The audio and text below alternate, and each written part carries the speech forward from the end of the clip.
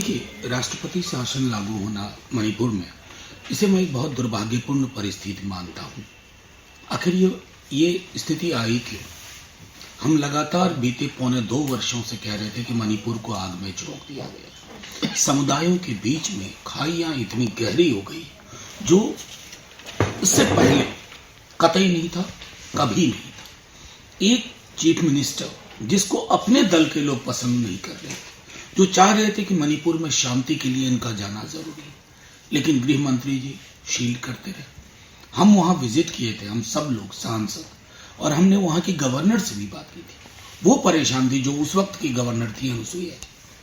तो इतनी देर के बाद अपने एक खूबसूरत प्रदेश को मैसअप कर दिया, और हमारी सबसे पहली कोशिश होगी कि वहां नॉर्मैलिटी आए, डेमोक्रेटिक प्रोसेस जल्द से जल्द बहाल हो, खाइयां जो दीवारें खड़ी हैं समुदायों के बीच वो खत्म। सर, प्रधानमंत्री नरेंद्र मोदी जो है विदेश गए राष्ट्रपति दौरा के लिए, उसके लिए सर क्या करें? देखिए, मेरा सीधे कहना, मेरे प्रधानमंत्री जी जब विदेश में होते हैं तो मैं कतई और कभी भी उन पर कोई ऐसी टिप्पणी नहीं करूंगा। ये एक प्रोटोकॉल है, एक परंपरा का हमने आज तक पालन किया। हालांकि प्रधानमंत्री जी स्वयं इस परंपरा को कई दफा तोड़ चुके हैं, उसका निर्वहन नहीं किया। जैसे मसलन आज ही मैं देख रहा था कि अडानी जी से संबंधित एक सवाल पूछा गया, तो उन्होंने उसमें वसुधैव कुटुंबकम का जिक्र कर दिया और कहा कि 2 राष्ट्राध्यक्ष इन मुद्दों पर बात नहीं करते।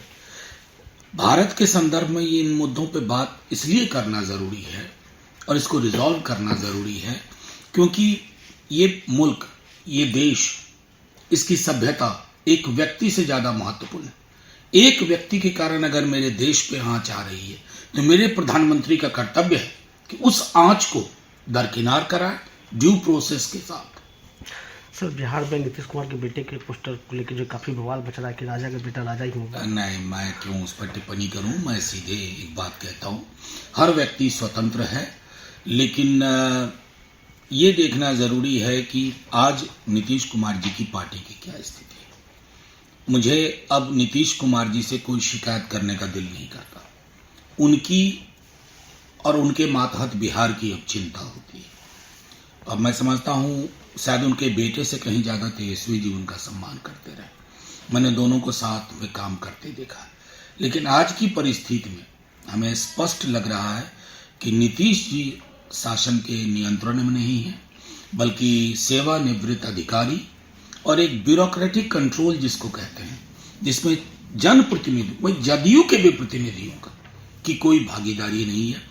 सब कुछ एक आवरण की तहत हो रहा है और ये आवरण बिहार के लिए उचित नहीं। सर, एक आखिरी सवाल, राजद और कांग्रेस के बीच में किस तरह गठबंधन को लेकर काफी खींचातानी हो रही है? कहाँ खींचा, कहाँ तानी? अभी तो तानी भरनी चढ़ा ही नहीं है। हाँ, कबीर का दोहा है ना, तानी और काहे की भरनी, वो कुछ नहीं हो रहा। अभी तो चर्चा शुरू होगी और हम ओल्डेज चलाए हैं, सब कुछ रिजॉल्व होगा, हकीकत के मद्देनजर होगा, जमीनी स्थिति को देखते हुए होगा, और एकमात्र कारक होगा विनेबिलिटी।